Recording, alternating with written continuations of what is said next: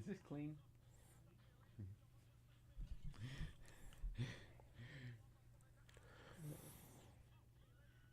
Good morning, Kansas City. This is the Border Patrol on Sports Radio 810 WHB. It's Monday, November 6, 2023. Stephen St. John and Todd Leabo with Marco Marquez. Thank you so much for joining us. We appreciate it. Bizarre song to start the show with, but Marco's trying to bring up the all right. Attitude. He'd already been working yesterday for several hours at this point. What a weird Sunday that was. I slept as long as I could. What time did you wake up? 8:25? No, I woke up at... I always wake up like for work time, even whether my alarm goes off or not, and then I make sure it's not a weekday. What day is today? And then I go Can back I to go bed, back to sleep? And then I got up at 7, and the girls... So it was just me and Sue, because so the girls had a birthday sleepover with one of their best friends, and Phil went camping. Yeah, so. Beautiful weekend at camp. Right? Yes. Where was he? Out west? You really want to know? Yeah. You know all about this, don't you? I forgot about that. I love going camping. It would have been a great... Yeah, I missed out. I saw some pictures on Facebook, my son's old Boy Scout troop. This was the camp out they always do for Thanksgiving up north at the Shoal Creek Living History Museum. Scott Creek Campground? Was that out west somewhere? Was he out south. there? South. I mean, south of Spring Hill, maybe? Have you ever been to Shoal Creek, the Living History Museum up there up north? No. It's very cool, and every year in November, my son's old scout troop, they do a Thanksgiving camp out, and the pictures, I'll show you pictures of the food. You'd have missed this. You'd love that. It was great. What an unbelievable weekend. Hillsdale Lake? Oh, that sounds wonderful. Paola? That sounds wonderful. He went with... Did he pitch a tent? He went with his girlfriend and his girlfriend's parents. He's part of the family. They camp, yeah. Well, Did they watch the game Sunday or I don't know. listen I'm to not it on privy the to that. Chiefs radio He network? still hasn't come home, so I don't know. He's still camping? I don't think so. They only camped one night, and We had a breakfast party in my neighborhood. Had eggs and bacon and casserole. Ate at 8. Done eating right when kickoff went. It was wonderful. yeah, I told her, I said I'm gonna lay in bed till the last possible minute. So I was taking a shower during the national anthem. You know, Getting yourself clean. yeah. Well, I can't. I'm not one of these people. When I get up out of You bed, gotta I got to shower. take a shower. You know what I didn't do? I I gotta didn't get- shower before the game. I I gotta get showered ready after. for the day. I can't sit around and not not showered. We went over in sweatpants and watched the game. Oh yeah. And then went for a nice walk in the afternoon after Denise had to have a nap after the game. I got to Then be ready showered. in a moment's notice. You know. just in case Get up- anything happens. Yeah. I mean, you know. What if I had to go somewhere and I wasn't clean? Right. What would No, they say? I gotta get my motor started. Like I mean, like I've had people tell me before the morning show. I'm not gonna name any names, but that they didn't shower before the show, and I'm like, I don't know how you could function. Who could it be? I'm not naming names. I'm just telling you. That's not how I could not. Write something down on a piece of paper, slide it under here, and tell me. I could not do that. You know what I mean? Sometimes you have to. Maybe. I've never had to do that. I don't. Not that I ever. You know, even if I'm running late, I'm taking a shower. I'm taking a shower. I don't care if the show starts on time. Well, I'll that's be clean. OCD, dude. Can't happen. Cannot happen. And What did you so, think of them Chiefs? I thought, What was your favorite half of the Chiefs game? well, the first half. Was it better? First half. The second half was frustrating. But look, Tenuous? they won 21-14, It was great. and that's all that matters. Yeah, That and defense is people really good, man. Still found a way to bitch about it, but you know, Well, people are going to bitch. they beat the Miami Dolphins, and the Miami Dolphins they were considered the best offense in football coming into the game, and the Chiefs shut them out in the first half and held them to 14 points overall. And the one of it was a very short drive after the Mahomes fumble. So they did a great job. And the Dolphins are not a fraud, okay? People who want to say they're a fraud. There aren't 8, top to bottom solid football teams in the AFC or something like that. Everyone's got flaws, okay? The Dolphins are flawed, but they're not a fraud. And what they did to them defensively was excellent. They got enough pressure on Tua. They didn't get a lot of sacks, but they disrupted timing. And the thing they did, as well as anyone probably has done against the Dolphins this year, is they tackled. Were you surprised that Tyreek Hill only had 62 yards when you watched the game, which is as many catches as he had? It was like I felt like he had closer to 100 yards, and he ended up with 62 yards receiving. He didn't have much. He never had yards after carry, right. or yards after catch, or just. And one of the things that I thought was a key going into the game, I haven't watched every second of Dolphins football this year. Okay, I'll be honest there, but I've watched enough of them. When you're watching Red Zone, and they show big plays and touchdowns, you see Dolphins football. Okay.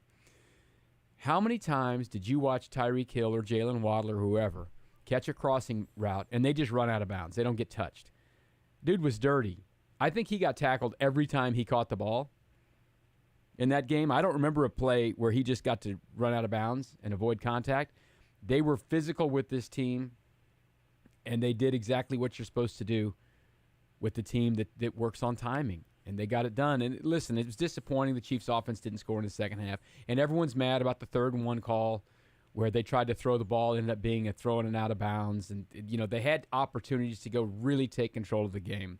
It's going to be like that, man. It's not 2018. The Chiefs aren't going to just run the ball up and down the field on people. But it's okay just to run the football on 3rd and 1. I agree with you. You have the investments you've made in a 2nd-round pick in Creed Humphrey, a large contract in Joe Tooney. I know Trey Smith they got in the 6th round, but still, he's one of the better guards in the league. I thought Pacheco ran well yesterday. Pacheco runs hard.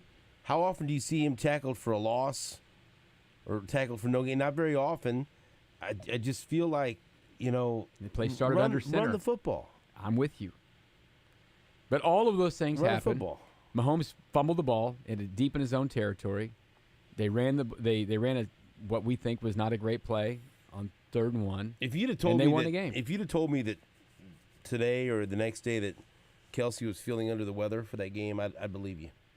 He didn't. Yeah. He didn't seem like Kelsey. But here's the deal. Maybe he was a decoy, whatever. Other people stepped up. How much conversation was there last week about how Sky Moore? You were done with Sky Moore. Everyone's done with Sky Moore. Sky Moore had a nice game, right? Rashee Rice, another touchdown. How many guys caught balls? 9? 9 or 10 again? Something like that? They just find a way. You're not going to win this. It's not going to look the same every year. And this Chiefs defense Yeah, I didn't leave different. that game feeling great about Scott. He had 2 catches, bro. 2 catches. He caught 2 balls. Made plays after the catch. What did he have last week? I didn't leave that game thinking, okay, he's got to figure it out. How many times did they throw the ball? I mean, he didn't Right. throw to him 8 times. No. What was the big target number? Who had the most targets in the game? Kelsey with 4. 4. I mean, they're spreading the ball around. No, Watson had 5. I mean, they're spreading the ball around. Sure. I like it. It's fine. Patrick Mahomes probably isn't going to win the MVP this year. It's okay. Right. If you play complimentary football, you can be dangerous. That was the most exciting play so far of the season, I think, when Tyreek Hill fumbled. So good. And our man Mike Edwards, who has appeared on the show, lateraled the ball back to Brian Cook, who showed off some tremendous speed. The great shot down the sideline was from behind the Dolphins when you could see Brian Cook clapping. Yeah. Give me the ball. And Mike Edwards was like, he just threw in the ball. It was so good. Tyreek Hill had 8 catches for 62 yards. And he had a couple runs for not much, too, right? No touchdowns. He had 1 carry for 3 yards. Yeah. That's incredible tackling is what that is. If you get Tyreek Hill the ball 8 times on passes, and his longest play, I think, was 19 yards, that's really good tackling. That's the key when you play the Dolphins. You have to tackle. You watch that Broncos game. The Broncos were 3-4 yards away from everyone every time they got the ball. And I don't think they touched anyone. That's why they give up 70 points. The Chiefs tackled, man. Willie Gay gutted it out and went out there and played, It They did a nice job. There's nothing to be upset about, really upset in this game, because the Chiefs are now off for 2 full weeks. They won't play till 2 weeks from tonight, Monday Night Football against the Eagles. And had they lost that game, which, I mean, it was tenuous in the second half. I mean, I guess they could have, but they didn't. Get your calendar out and see when the last time they won a game before they even get to play a game. You're talking about a month at that point now, right? Because they hadn't won a game since they played the Chargers on whatever date that was. Before the game, Tyreek Hill told NFL Network's Michael Irvin, I got to make sure I score against the Chiefs. I won't be able to sleep for weeks if I don't. Yeah, stay awake, bud. And he also planned on introducing a new touchdown celebration. You hold that one. Game. Keep that for a bit. So he had some restless nights. Did the Chiefs get that work? I don't think they did. Dude, McDuffie, that play to get the ball out, that's the best part about that play for me, that it was Tyreek Hill. Well, sure. That's got to kill him, man. Oh, my God. I mean, now, like, you know, whatever you say after a game or in the hours after a game, but then, you know, you fly home. A long flight home. And you let that sit with you, and that's got to kill him that, number one, he had for his standards, he had a pedestrian day. 8 catches is terrific. 62 yards for him is not. It's just not. That's probably less than half of what he averages this year. Under 60 or under 70 total yards from scrimmage. Did not score, and had a costly fumble that was the difference in the game. That was returned for a touchdown. And he was stripped by the guy that the Chiefs used. That the Chiefs used one of the draft picks they acquired from the Dolphins to draft, and Trent McDuffie. That's gotta just tear him up. I'm sorry. He can say whatever he wants. That's gotta be like just a wound ripped open and then salt repeatedly poured into it. Yep. Right? And listen, if that makes me a small person for being excited about that part of it too, maybe that's just the icing on the cake on the Chiefs' victory, is that Tyreek Hill's day really helped contribute to the Chiefs' victory. Well, they get credit for it. I mean, they held him down. Yeah, absolutely. You know, it wasn't just him going out there and dropping a bunch of passes, although he had 2 drops. Yep, he did. He had 2 drops. He had, for his standards, he had a nightmare of a day. It was a nightmare. He did not hurt the Chiefs. He didn't have any big plays. He hurt his team. He hurt his team. Absolutely. And so, that's got to be one of the big storylines. But again, the biggest storyline continues to be this defense. The offense is uneven. The offense is inconsistent. You at least have hope that the offense is going to get better because of Andy Reid and because of Mahomes and because of Kelsey and because of Pacheco and hopefully because of Rashee Rice. I need more. I need more targets for him. Yeah. I need more targets than 2 and I get it. You like spreading the ball around. You want everyone to get their share. You want everyone to wet their beak. But he's different than everyone else. He's shown the ability to get in the end zone and be explosive. So I'd like to see him get some, maybe not 5 targets for Justin Watson, the one-arm bandit out there with the biggest monster brace I've ever seen in my life. And look, he's been solid. He's been good. But if there's going to be a guy that separates himself and becomes a true playmaker, not that he already has him because he does find the end zone, it's Rashee Rice. Yeah. I need more looks for him. So they'll come. Listen, they'll. Like I said, they've Patrick Mahomes. It's been a long time since he's been the quarterback of the Chiefs. Now it's not like just 2 years anymore, but every one of their years looks a little bit different, And you have to play different football every year. It's not going to look exactly the same every year. And I do think the Chiefs try to score every time, all that bit. But there's got to be something in the back of the play caller's mind that, you know what, it's going to be okay. The defense is going to help us. And I don't think they've really had the true feeling of that. This has to be the best feeling they've ever had about their defense. The offense has a margin for error. Yeah. And they had no margin for error in 2018.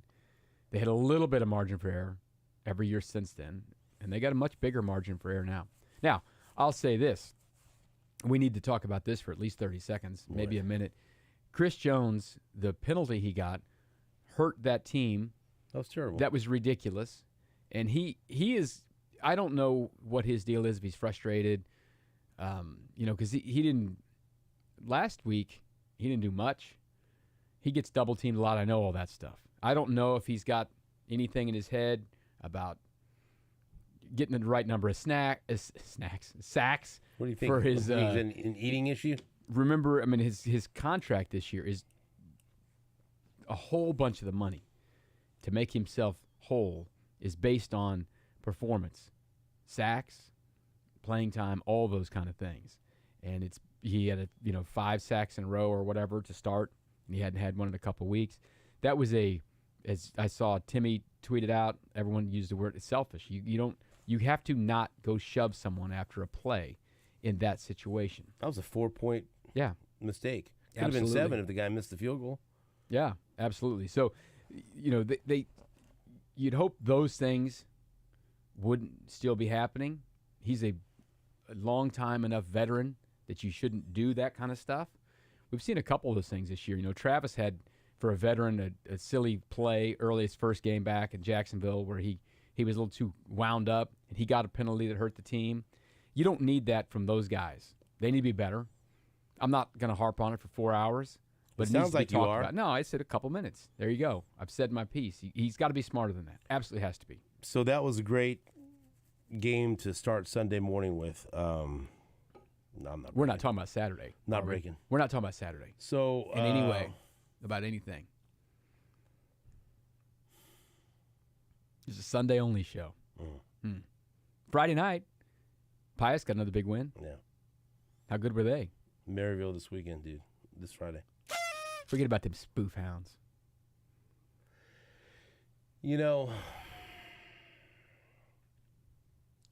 I watched the Mizzou game. I thought we weren't going to talk about by Saturday. Myself at home. I had invites and I would go nowhere. Be alone. My wife watched most of it with me. And our text string watched it. I didn't appreciate that. I like to be left alone. Notifications off. Man, I hate when people immediately, there's no moral victories. I don't take anything away from this. Blah, and I feel like just, shut up. Like especially in college, every team is different. Every team is different, right? And you still have a coach that's trying to build something at Mizzou, and show that they're legitimate and like a real program to be reckoned with.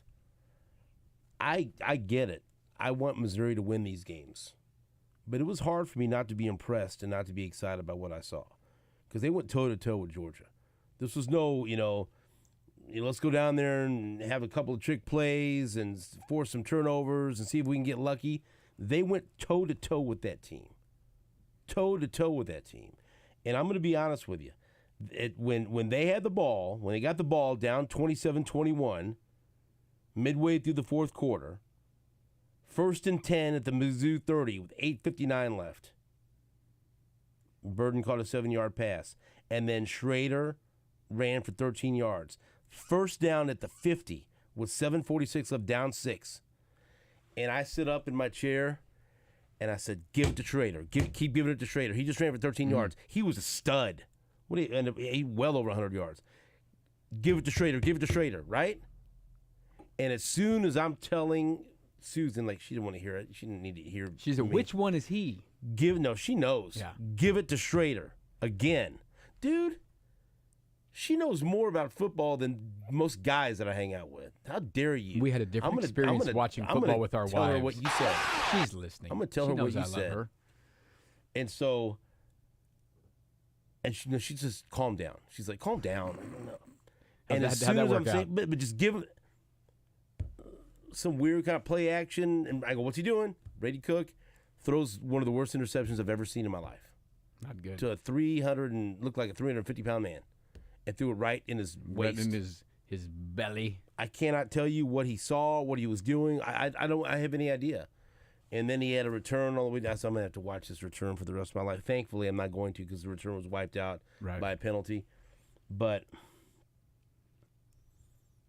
I mean, they were right there with 7 minutes and 46 seconds left with the ball. And so And they end up losing 30-21. He threw another interception. Yeah. And so, But here's the deal. I think Missouri, and this year, maybe not next year, I think Missouri this year can still have a moral victory. Maybe next year, that would be year 5 of the program. Maybe you don't have these moral victories. So I'm with you. No, it's fine on this one. No. If they win, if they beat Tennessee and win out and finish 10-2, that's a great season. Yes. Whether they beat Georgia or not. The only thing that we have on our hands here, a former Mizzou player texted me and said, Brady Cook is our Alex Smith. Well, And I said, I'll take that. Yeah, they need to be better at quarterback. I'll take that. He is good enough. Mm-hmm. He has shown right now he is good enough to beat teams that are equal, maybe teams a little bit better. He's good enough to win these games. But in the 2 games against elite competition, At the end of the LSU game and at the end of the Georgia game, he did not come through. Right. He did not play well. Yeah. Hey, I'm telling you this right now. There aren't many who do come through. Right.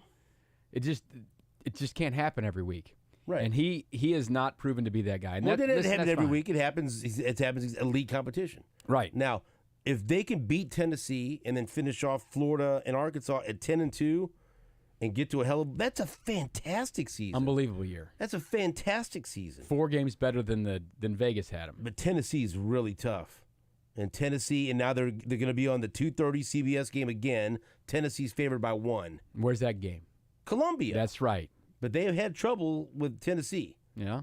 But this is a gigantic game. And this is what they got. Hopefully they're not hung up on this and they can take away the positives because there's a gigantic game in front of them. Okay, that's the way the SEC. You don't know nothing about the SEC. Every week. You got your head in the clouds in the Big 12. No, I don't. You're going to learn things. You're going to figure things out. Did you pay attention to what happened I'm at just going to tell 2:30 you, you're in going to figure Stillwater? things out next year. Did you see You're what going to get a happened cold elsewhere? splash of reality in your face. Nobody wants to go play Vanderbilt. My wife knows more about the SEC than you do. She'll tell you. She'll tell you all about the SEC, you son of a...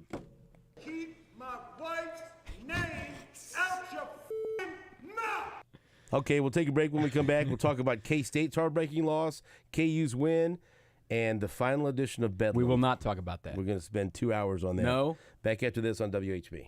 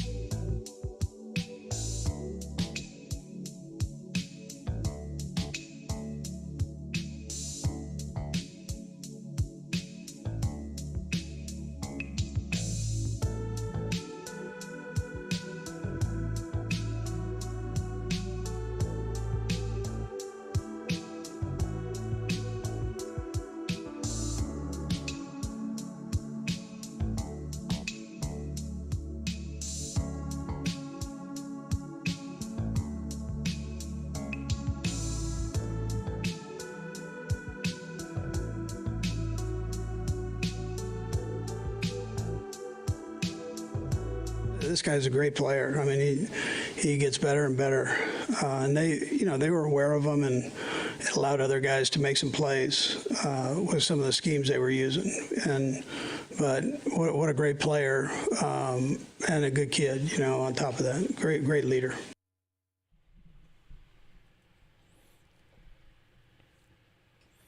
Welcome back to the Border Patrol on Sports Radio 810 WHB. You can stop by From the Earth Dispensary and see me today from 11 until 1. From butters, batters, rosins, diamonds, resins, you name it. Illicit and From the Earth has it. Stop in today from 11 until 1 and get 10% off illicit concentrates and cartridges. That's right, 10% off just for stopping in, 10% off all illicit concentrates and cartridges. So stop by and see me at From the Earth, 2918 Southwest Boulevard, 2918 Southwest Boulevard, today from 11 until 1. For more information, go to ftemo.com, ftemo.com. We're on the radio today. We're also on the stream. I watch you guys in the morning on YouTube when I wake up. How's that work? I got it on the TV in my bedroom, and I watch it on YouTube. The stream, of course, is brought to you by J. Rieger & Co., Kansas City's original distillery, located in the historic Electric Park District, and open for tours and tastings every day. Visit jriegerco.com for more details. It is very cool down there. It's awesome. Their it's electric. facility is amazing. It's awesome. It's very, very cool. So, the Kansas State-Texas game, I watched that one. My God. What a roller coaster ride that was. I hung in there even when Kansas State was up big. Or down big. Oh, yeah, down big. And then they came all the way back. I drove from my parents' house in Independence to my house in Lee Summit. And in that drive, which is not long, 20 minutes maybe, K-State scored 3 touchdowns on, I think, 4 offensive plays is what they had. And the game went from 27-7 to 27 all by the time I got to my driveway. That was an incredible drive home for me, for the Cats. And then, that's the kicking game right there on that last touchdown. That's when it kind of all started falling apart on them, and probably was the thing that affected the rest of the game because they missed the PAT when the ball went off the holder's face or shoulder. And then they had missed field goal, and then they made the big choice in overtime, which, listen, for me, I wouldn't have done it. I would have kicked the field goal and gone to another overtime because Texas was doing nothing. They were hanging on by a thread. I did not feel like Texas was going to go score a touchdown. I'm a strong proponent of, if you're in overtime, especially as the road team and you're the second team going, if both teams scored touchdowns, I would 1,000% go for 2. Forget about kicking the point, because what happens now is once you get to the third overtime, it's just 2-point conversion plays. You know what I mean? If you've got your very, very best one, use it there. But going for 4th down at the 4-yard line or whatever it was with that play, it was disheartening for me. But he got banged up, the kicker. Yeah. And then he couldn't trust him. I don't know. It's tough. That was a gut-wrenching loss. This was, it was kind of like decision day, Saturday in the Big 12. The early game, there were 5 4-1 teams in the league. 2 of them were playing each other in Austin to start the day. Texas held serve. They won. 2 of them were playing at 2:30 in Bedlam. Oklahoma State held serve. They won. One of them was hosting a 3-2 team in Ames on Saturday night. They did not hold serve, and Kansas won that game. So right now, as it stands, Texas and Oklahoma State hold all the cards in playing for the Big 12 title. Can I say this without seeming like an SEC? I'm not an SEC guy. I'm a Mizzou guy. Yeah. Whatever conference they're in, that's what but I love Big 12 football as well. That is, to me, of all these teams that were in the mix, all, jammed together, like in a phone booth all together. Like, who's it going to be? What two teams could end up in the Big 12 title game? That's the least exciting matchup that I probably won't even watch. Yeah, I care nothing for Texas. I care nothing for Oklahoma State. And it's not done. I don't care. But I'm just telling you, for that matchup is the least compelling. I don't care. I don't care. I don't care. Like Oklahoma Texas rematch would be fun. Me either. Okay, I don't care. Well, those are your two arch enemies. Yes. Okay, but it would be more compelling to have seen. I mean, Kansas State, Iowa State, Kansas, Oklahoma facing one of these teams. Oklahoma State, Texas has got nothing for me. Is that wrong? No, I don't think you're wrong. Now, listen, like I said, a lot of things can happen. Kansas is alive. Oklahoma is alive. They're praying for a miracle. They need Texas to lose a game somewhere, which they could. Do you see Oklahoma State's playing? Oklahoma State's not losing a game. They're playing the newbies. Oklahoma State's in. And they would have to have such an upset. They also did lose at home to South Alabama this year. This is a different team now. You're going to rely on that? An injury happens or something to quarterback, they could maybe lose a game. So if you don't know, Oklahoma State plays at UCF, at Houston, and at BYU. Yeah. UCF got a win, their first ever Big 12 win this weekend, right? They beat Cincinnati. Here's what I'll say about UCF. UCF is slightly dangerous. You know, UCF played really well up in Manhattan. They didn't win that game. Gus Malzahn's a really good coach. Maybe there's a letdown factor for Oklahoma State. But it looks to me like Oklahoma State would have to really jack this up to at not make TCU, at Iowa State, at Texas Tech for Texas. That's a harder schedule. That's a harder schedule for sure. TCU is an absolute wild card this year. Who knows what they are? Texas Tech is a flavor of the month. What are they this week? You have no clue what they are. You know what I mean? And Iowa State, this will be, there's been this, that game's in Ames, correct? Mm-hmm. Iowa State and Texas, there's been this kind of like little war of words type thing for about the last 5 years. Remember the 5-star culture, not 5-star players, right? T-shirts and stuff that Iowa State had a few years ago. This will be the last time. That's what Texas and Oklahoma are going through right now, the last time things. People are laying in wait for these schools, right? That's what I think Oklahoma just went through on the road the last 2 weeks.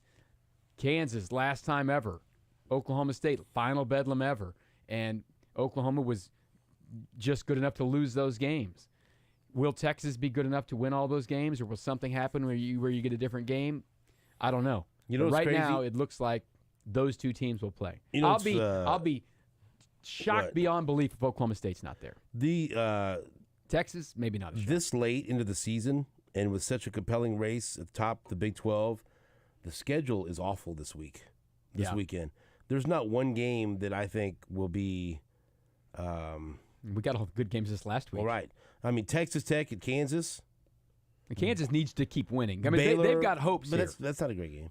Baylor at K-State, Oklahoma State at UCF, West Virginia at Oklahoma. I'll be there for that one. Cincinnati at Houston, Texas at TCU, Iowa State at BYU. I think we're going to look at here's another overarching thing that's bothered me for 12 years or more. What? That we spent 15 years, we spent 100 years having Big 8 rivals, and then we had a nice 15-year run where you mix the Southwest Conference and the Big 12 together. We've had so many weeks where you're like, I don't care about this game. And next year, it's going to be even worse because it's going to be really hard to care about these games. And the league has survived and all that. That's fine, okay? And that's the important part. And they're going to have a path to the title, to the 12-team playoff. All those things are great. But when you look at the schedule next year and you see Cincinnati is playing Arizona State, what's that do for you? Not much. Less than one on a scale? What does do something for me? And so I complained about this next week, the November 11th, schedule. Or where are we at? Is it already November 6th? Good God. College basketball starts tonight everywhere. The following week. The 18th? K-State and KU is going to be fire. Absolutely. That's going to be fire. I think I might need to go to that. Fire. I've actually debated on whether, but that's the weekend I want to go to Florida. Mizzou. You're on record. You're going to that game. I'm not totally. I might because of the What start if there was an time, 11 bells? I might go to 7 I might go to No. Tennessee. Man. 'Cause now it's a 2:30. 2:30. That's in play. I'm going to go to either one of them. I'm going to Norman one this of week them. for the first time in 5 years to a game. So hopefully they won't lose to West Virginia. Who do you think That is would going to ruin it. right now? Who do you think wins between KU and K-State? I'm still picking K-State in that game until Kansas beats them. But Kansas, I'll tell you Did you this. hear Nate pulled a mad dog? What do you do? Could He said if K-State beats Kansas, You're he's going to making him laugh. retire from the Border Patrol. He did not say that. Marco is standing right there. So, And just let me tell you something. I'll hold him accountable to that. like, there's salty Oklahoma fans out Lance there. Leipold's got to go on out there and this- save Nate's job. These Twitter people, I tell you not to live your life by Twitter. I saw some Oklahoma fans just disgusted Saturday night. They've lost to inferior talent the last 2 weeks. And I'm like, how inferior is this talent? Oklahoma has fine players, but Oklahoma State's got pros on their team. And you know what Kansas has on their team now for the first time in I Football don't know how many players. years? They've got more than one Sunday player on their team. They went for 10 years with about how many people got drafted in 10 years? Is it safe to few. say that Kansas has pros on Kansas their team has a better coach, though? than K-State? No, than Oklahoma. You're talking about Oklahoma. I aren't would you? rather have Lance Leipold coaching my team in games than Brent Venables for sure. Kansas has a better coach than Oklahoma. Well, I'd said in game because I think there's a lot to it. I think Brent Venables is a great recruiter, and I think that is proving. And he's recruiting to a place that's easier to recruit to and all that. They've got talent coming in and all that. But if you're asking me, You imagine Lance Leipold in Oklahoma? I would love. I think some of these guys who are first and second year coaches need someone who knows what they're doing. Lance Leipold has coached how many games as a head coach? A lot. 100 and some, right? A lot, yeah. And Brent Venables has now coached like 18 or 19 games. It's just different, man. He got another penalty for running on the field and talking to officials. He got a 15-yard penalty in the biggest drive for Oklahoma State. You can't have that happen. All right, let's take a break. When we come back, we will play some sound from Andy Reid after the Chiefs' victory, and then we'll get. We're going to have. Did you say one or two? Two segments of post-game sound from Bedlam. We're going to do a whole segment on Oklahoma State, and then a whole segment with Oklahoma. Thanks, Marco. I think We're Mick gonna do Schaefer's one. coming on at Mick 7:30. Schaefer. Why? I was texting with Mick Never Schaefer. seen- He was really? in Germany. I was texting No. with Corey Anderson and Mick Schaefer after the game, congratulated them, right? And then Mick texts back. He was drunk in some bar in Germany. I said, "You need to go to bed." He says, "You're right. It's 3 a.m." He was in Germany, and they were supposed to be covering the damn Chiefs game. I said, "Go to bed." The classy Todd Leabo texting congratulations to his opposition. Back after this on WHB.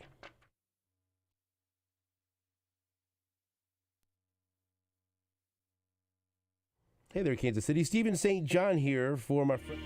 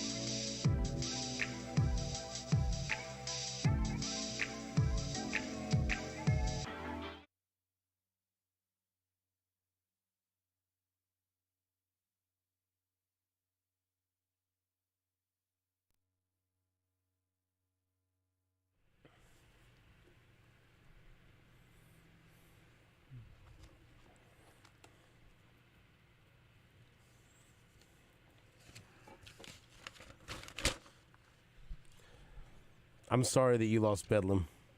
I was rooting for you. What did I tell you last Monday? You were going to lose? Was I right? Yeah. Sometimes we know our teams. You think Missouri will beat Tennessee? I think they have a very good chance to beat Tennessee. A very good chance. Tennessee, I don't think is as dynamic offensively this year as last. But here's Missouri's biggest issue this week. Is that was a draining, like, dog back fight. up. You got to get back up and be ready to go. Thank goodness it's in Columbia. Do you like Josh Heupel? Yeah, I like Josh Heupel. Yeah. I mean, he put a freaking trophy on the case. That's the coach crystal ball. You should have went after. Well, here's the problem with Josh Heupel at Oklahoma. They had to say goodbye to Josh Heupel after the 2014 season because things had gotten bad offensively. So you're not a Josh Heupel disciple. And they brought in Lincoln Riley to fix the offense. And then he went away, and I think he needed to get away from Norman, too. It was probably good for him to get away. There's a lot there. Mm-hmm. But I like him a lot. Put a trophy up. Gave me some happy moments. I don't think USC is going to make the college football playoffs. I don't think so either. They got 3 losses and maybe more coming. I enjoyed watching that game Saturday night. I'm trying to remember the time. I think Washington punted once. And they threw an interception in the end zone. Well, he fired defensive coordinator Alex Grinch, also known as Gary Pinkel's nephew. Speed D. That's what they call that. They brought it into Oklahoma. Speed D. Let's hear from Big Red Andy Reid in his opening. This isn't on Bedlam, right? We might. His thoughts? Did they ask Andy Reid about Bedlam by any chance? Get his thoughts on that? Here is Andy Reid with his opening statements. Opening statement after the Chiefs beat the Dolphins 21-14 in Germany. So no injuries to report, which is a good thing. 2 good football teams playing each other. It was great to be able to do that here in Frankfurt, and I just thought both teams put it all out there during that game. The crowd was unbelievable. I'm going to say we won in the crowd. There was a lot of red there. The hospitality by the German people has been great the last few days here.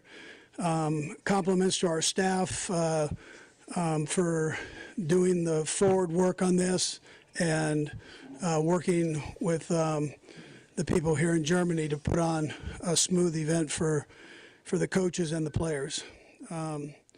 Defensively, what a first half and what a second half. That fourth quarter was really something, which made it very exciting. The McDuffie strip of Tyreek, punching the ball out, Edwards picking it up, Cook scoring, him lateral into Cook scores. Doesn't get any better than that. Snead's ability to match up most of the day on Tyreek was big, although Tyreek's a heck of a football player. I mean, he made a couple real nice plays in there too. So offensively, we did some great things, and then we sputtered at times. But I would tell you that first drive was a thing of beauty.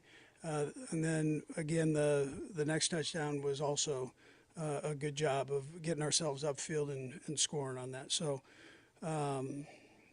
and then, again, our offensive line, I thought, did a very nice job in the run game. I thought that was a real positive for us during the game, which obviously uses a lot of time in doing so. Pacheco, I thought, ran very hard.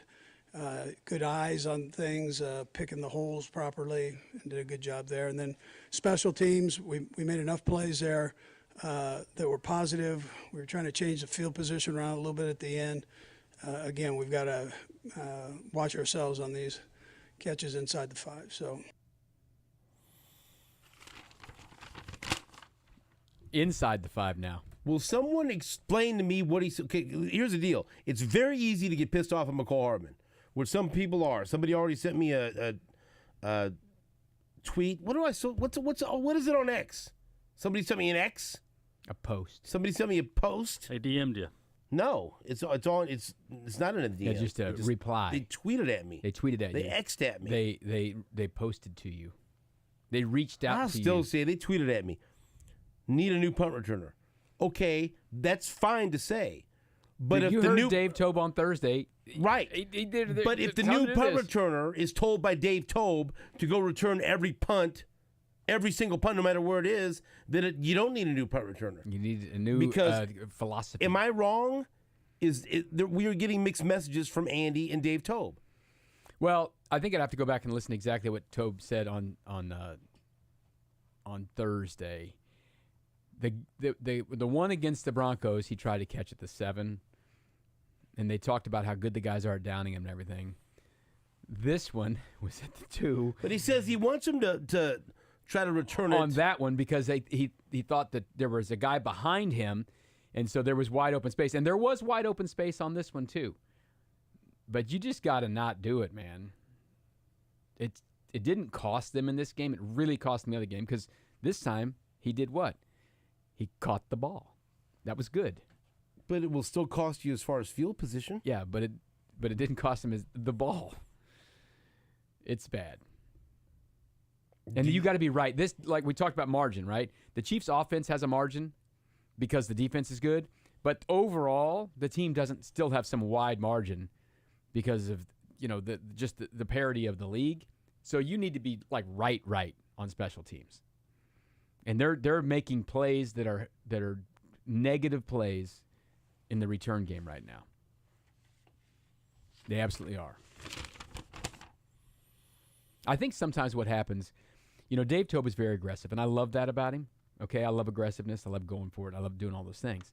But there's no chance to really be aggressive in the return game on kickoffs anymore because guys kick it out of the end zone and the fair catches and all that. So he's got to scratch that itch. You've got to scratch it somewhere. Yeah. It's the only chance you have to scratch it. And he saw that 50-yard punt return from Mecole Hardman, so he knows there's a big play in there. Yeah, and that somewhere. Was that time of part of the game that close, let it go. All right, let's take a break, and then when we come back, we'll play some more Andy Reid. We'll hear him talk about the big play, the Tyreek Hill fumble that was caused by Trent McDuffie. Are we going to talk to Nate too? I think probably not. He's always wanting to talk about Kansas. Yeah. Well, it's funny, ain't it? Oh, he had a good weekend. I had a great weekend. Had a great weekend. We had a rough 3 hours on Saturday. It wasn't rough for me. I was mad that they didn't win, but I saw Mizzou go down there and go toe-to-toe with a team that hasn't lost in 2 years. There's nothing to be ashamed of with that. I'm not ashamed. You would have been happier if they won. Yeah. Yeah. I would. It wasn't the perfect weekend. It wasn't perfect, but that team's got balls. And they go and everything, all the struggles and the disappointment, it's worth it if they go beat Tennessee. Got to beat Tennessee. I need 10-2. And you're going to the game. I don't know. I'm going to go to Tennessee or Florida. I don't know yet.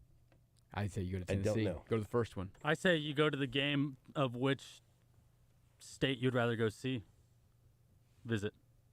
Would you rather go visit Tennessee? Would you rather go visit Florida? And I've been to both places, so I don't know. Which one gave you the best experience?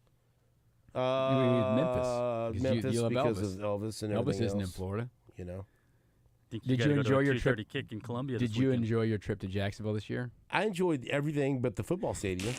But I'd be on the beach and the hotel and everything else. What's better, Jacksonville Jaguars football stadium or Graceland? Graceland. All right, you got to go to the game Saturday then. We'll see. Back after this on WHB.